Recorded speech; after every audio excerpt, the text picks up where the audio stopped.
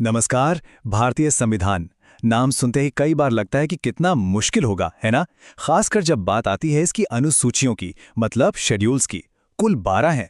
पर चिंता मत कीजिए, आज हम इन्हीं 12 शेड्यूल्स को इतनी आसानी से समझेंगे कि आपको मजा आ जाएगा।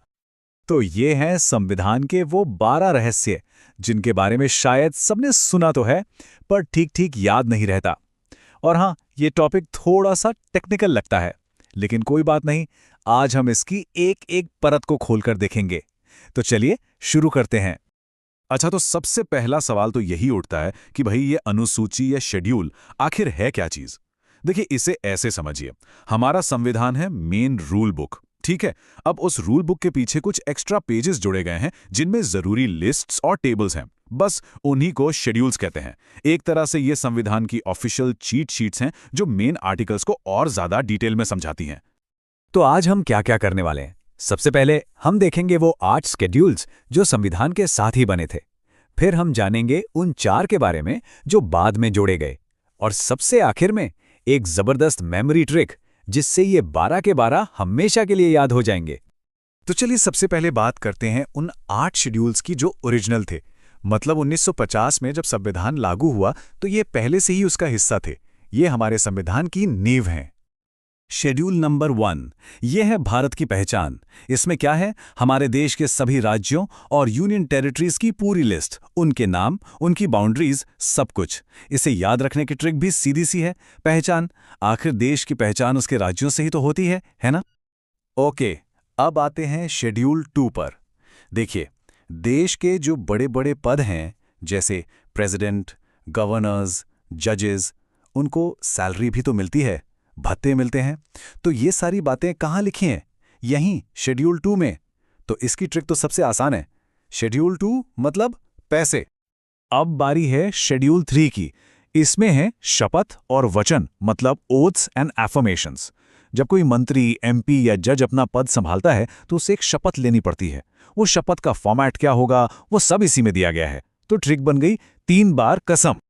आगे बढ़ते हैं। शेड्यूल 4 ये जुड़ा है राज्यसभा की सीटों से, मतलब किस स्टेट को राज्यसभा में कितनी सीटें मिलेंगी, इसका पूरा ब्यौरा यहां है। और इसको याद रखने के लिए एक बढ़िया तुकबंदी है, 4 राज्यसभा तैयार। शेड्यूल 5 ये बहुत ही जरूरी है। ये हमारे देश के शेड्यूल्ड एरियाज और शेड्यूल्ड ट्राइब्स के प्रशासन से जुड़ा है। मतलब उन इलाकों के लिए कुछ स्पेशल रूल्स बनाए गए हैं ताकि वहां के लोगों के हितों और उनकी संस्कृति की रक्षा हो सके। तो ट्रिक है 5वां, पहाड़ी और जनजातीय। अब शेड्यूल 6 भी ट्राइबल एरियाज के बारे में ही है, लेकिन इसमें एक ट्विस्ट है। ये सिर्फ नॉर्थ ईस्ट के 4 राज्यों पर लागू होता है, असम, मेघालय, त्रिपुरा और मिजोरम। यहाँ के ट्राइबल एरियाज को और भी ज्यादा ऑटोनॉमी, मतलब स्वायत्तता दी गई है। तो याद रखिए, शेड्यूल 6 मतलब नॉर्थ ईस्ट के वो 4 खास राज्य। अब आता है एक बहुत ही इंपॉर्टेंट शेड्यूल, शेड्यूल 7। यह है शक्तियों का बंटवारा। मतलब कौन से सब्जेक्ट पर सेंट्रल गवर्नमेंट कानून बनाएगी और किस पर स्टेट गवर्नमेंट।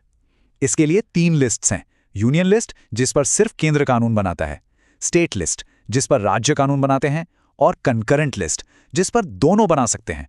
तो 7 का मतलब सूचियां, मतलब लिस्ट्स। और ओरिजिनल शेड्यूल्स में आखिरी है शेड्यूल 8। ये हमारे देश की भाषाओं के बारे में है। भारत की जो ऑफिशियली रिकॉग्नाइज्ड लैंग्वेजेस हैं वो सब इसी लिस्ट में है। आपको पता है, जब संविधान बना था तब इसमें सिर्फ 14 भाषाएं थीं और आज 22 हैं। तो शेड्यूल 8 मतलब हमारी बोलियां या भाषाएं। तो ये तो हो गए वो 8 शेड्यूल्स जो शुरू से थे, पर कहानियां खत्म नहीं होती। हमारा संविधान कोई पत्थर की लकीर नहीं है, ये एक लिविंग डॉक्यूमेंट है जो समय के साथ बदलता है। और इसी बदलाव का सबूत हैं वो 4 शेड्यूल्स जो बाद में जोड़े गए। चलिए अब उन्हें देखते हैं।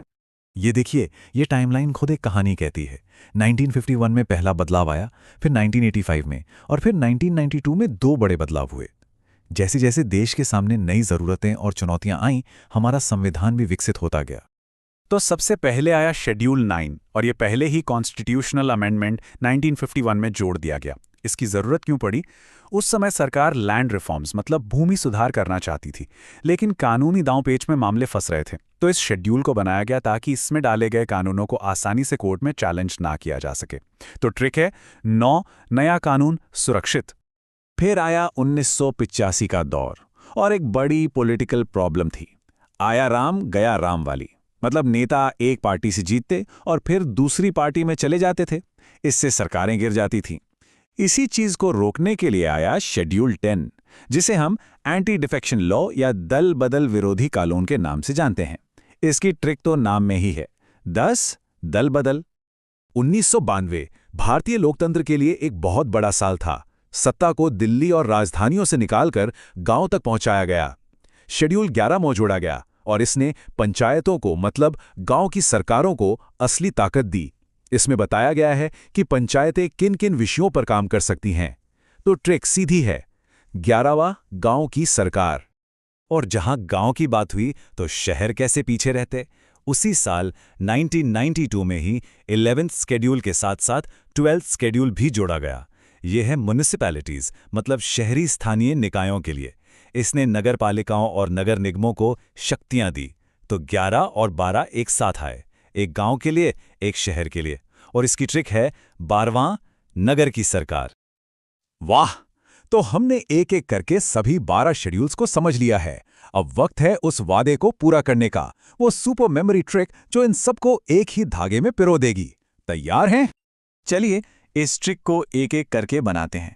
हर शब्द एक स्केड्यूल को रिप्रेजेंट करता है। पहला शब्द पहचान, स्केड्यूल 1 के लिए। दूसरा पैसे, स्केड्यूल 2। फिर कसम, स्केड्यूल 3 के लिए। राज्य मतलब राज्यसभा, स्केड्यूल 4। पहाड़ी से हम 5 और 6 दोनों याद रखेंगे, और सूचियां से स्केड्यूल 7।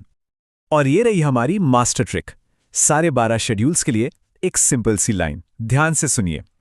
पहचान, पैसे, कसम, राज्य, पहाड़ी, 6, सूचियां, बोलियां, नया दल, पंचायत, नगर। चलिए एक बार फिर, थोड़ा धीरे धीरे।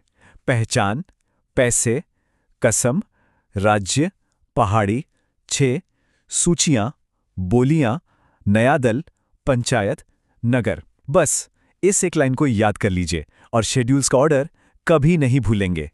तो ये थी कहानी हमारे संविधान की 12 अनुसूचियों की। उम्मीद है अब ये सब बिल्कुल क्लियर हो गया होगा।